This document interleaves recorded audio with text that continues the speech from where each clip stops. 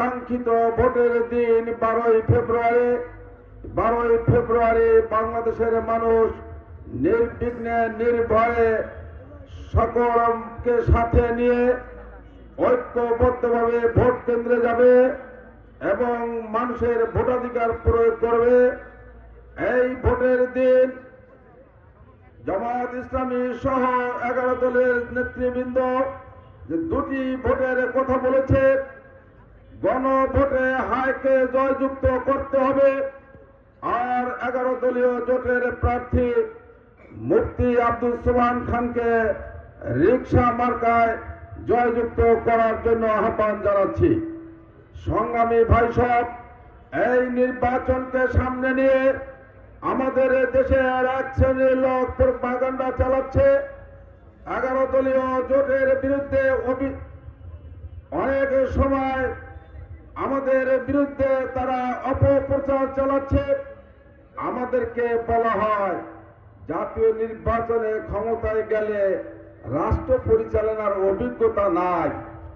আমরা প্রমাণ করেছি 1986 সালে, 91 সালে, 1996 সালে, 2001 সালে এবং 2008 সালে বাংলাদেশের সংসদে জামায়াত ইসলামীর 56 জন এমপি নির্বাচিত হয়েছিল।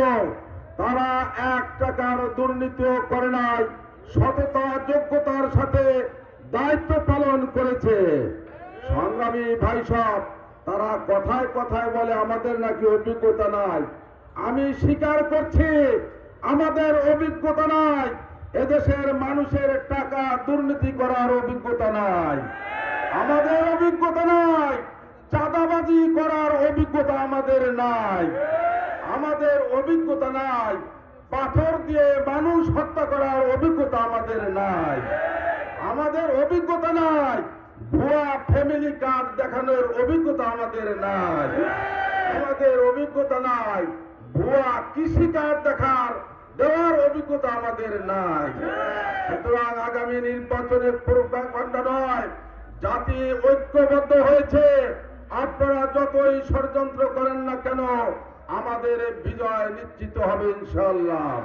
সংগ্রামী ভাইসব, এর পরিণাম দেখেছেন ঢাকা বিশ্ববিদ্যালয় ছাত্র সংসদ নির্বাচনে, জাহাঙ্গীরনগর বিশ্ববিদ্যালয় ছাত্র সংসদ নির্বাচনে, রাজশাহী বিশ্ববিদ্যালয় ছাত্র সংসদ নির্বাচন, চট্টগ্রাম বিশ্ববিদ্যালয় ছাত্র সংসদ নির্বাচনে, সর্বশেষ জগন্নাথ বিশ্ববিদ্যালয় ছাত্র সংসদ নির্বাচনে এদেশের ছাত্র সমাজ, যুব সমাজ নতুন নাগরিকে বাংলাদেশ ইসলামী ছাত্র শিবিরকে বেছে নিয়েছে। আগামী 12 তারিখেও 11 দলীয় জোটের নেতৃত্বকে বেছে নেবে। সুতরাং আর কোনো তালবাহানা নয়, কোনো অপপ্রচার নয়। সকল প্রকার অপপ্রচারের দাঁত ভাঙ্গা জবাব 12 তারিখে ব্যালটের মাধ্যমে দেশের মানুষ দিবে ইনশাআল্লাহ। আগামী নির্বাচনে 11 দলীয় জোটের নেতৃত্বে জাতীয়ভাবে সরকার গঠন করবে।